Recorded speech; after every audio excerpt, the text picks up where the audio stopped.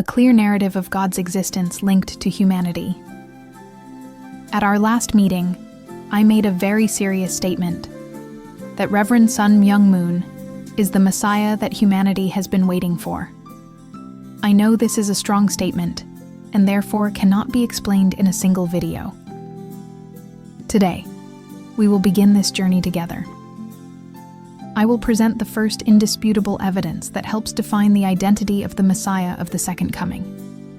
Stay with me until the end. To begin with, let's look at an undeniable fact. Regardless of your beliefs, it is indisputable that Reverend Moon was one of the most prominent and talked about religious figures of the 20th century. Along with the Pope, he was one of the names most often seen in newspaper headlines around the world. The Unification Movement, the organization he created, spread to more than 180 nations. But this expansion came at a price. He became perhaps the most persecuted religious leader in modern history. The main accusation? Brainwashing. Thousands of young people abandoned their families, colleges, and jobs to join his movement. Why did this happen? What was so powerful about his message? To understand a man, we need to know his history. Reverend Sun Myung Moon's life was a journey of immense adversity. His main teaching was about how to create a relationship of true love, first with God, whom he taught was our Heavenly Father, and then with one another. He was born in 1920, in what is now North Korea.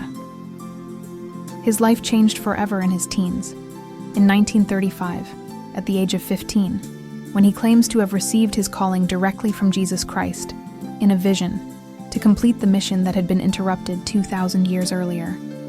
From that moment on, his life became a succession of extraordinary events. His biography is proof of his determination. Instead of reading a list of dates, let's look at the patterns in his life. First, persecution. He was not only persecuted in the United States. He was first arrested in 1943 for resisting Japanese occupation. He was arrested again in 1946 and 1948 by communists in North Korea, ending up in a forced labor camp. In 1955, he was arrested in South Korea and later acquitted. And decades later, in 1984, he was arrested in the United States. His life was marked by arrests under different regimes for a single reason: his mission. In May 1946, I was 26 years old. I went to North Korea. While people ran away to the south to escape from the Communist Party, I received the revelation from God and went to the north.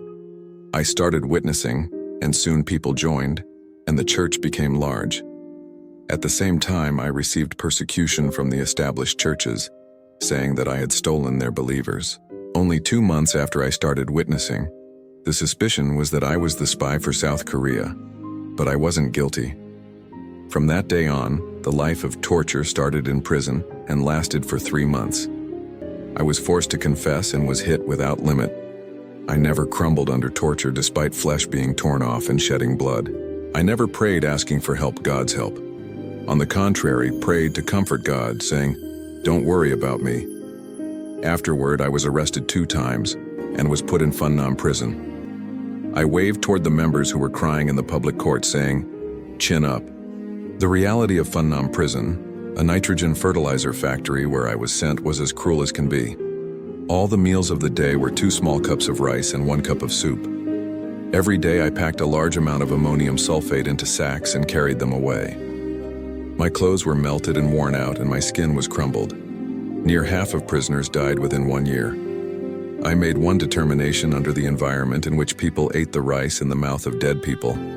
I decided to give half of my cup of rice to my fellow prisoners. I filled with delight when, after giving a half of my cup of rice for 3 weeks, I could eat all of a cup of rice.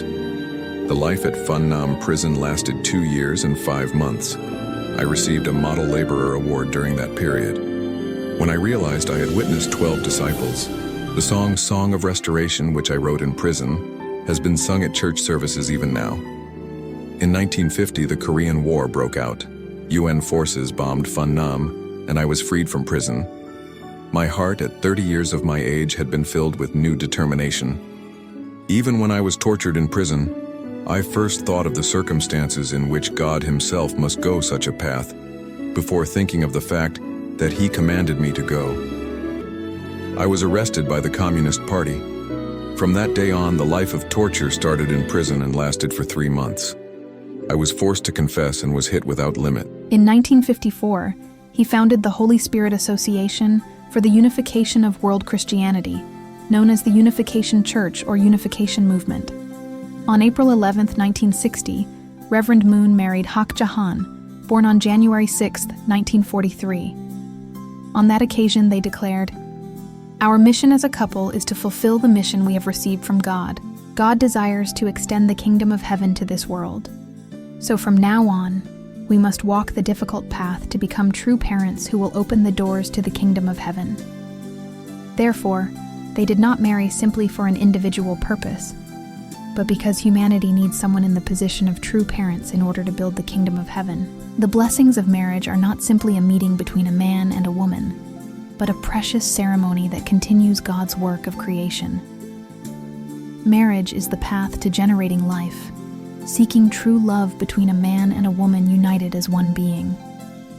In marriage, the family emerges, in which society is formed, and thus the world of peace that God intended is built. In 1962, he and his wife began mass weddings, blessing 36 couples and another 72 couples that same year. In 1963, they blessed another 124 couples. In 1965, Reverend Moon began a world tour of 40 countries, beginning with Japan, the United States, Latin America, including Brazil, and all of Europe. On that occasion, he met with former U.S. President Dwight D. Eisenhower and explained the United States' role in achieving world peace. In 1966, he published The Exposition of the Divine Principle in Korean. In 1968, he founded the International Federation for the Victory Over Communism, VOC, and that same year celebrated the weddings of 430 couples. In 1970, he celebrated the wedding of 737 couples, the first international mass wedding between young people from 10 different nations. In 1972, while living in the United States, he founded Sun Moon University, Unification Theological Seminary. He organized the first international conference on the unity of the sciences.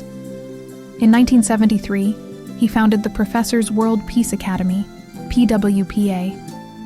He found several world authorities conveying not only a religious, but also a political vision of the Union, a social vision of how the world should be conducted in order to build the kingdom of heaven, both internally and externally. Reverend Moon also met with former U.S. President Nixon, who thanked him for reviving the Christian spirit among young Americans and invited him to his White House office, recognizing him as a prophet for our times. In 1974, Reverend Moon accelerated his worldwide preaching by holding an event for over 25,000 people in New York, where he spoke on various points of the divine principle regarding the message God had asked him to convey to the world. In 1975, he held an event titled the Day of Hope Festival in Japan, which drew 30,000 people. In Korea, he drew a record of 1 million people, becoming a world-renowned evangelist.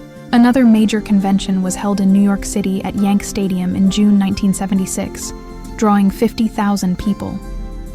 Reverend Moon had a major impact on American society at the time. Newsweek magazine published a report on the Unification Movement led by Reverend Moon on the cover of the magazine in 1976, and on September 18, 1976, he held another event at the Washington Monument, drawing over 300,000 people.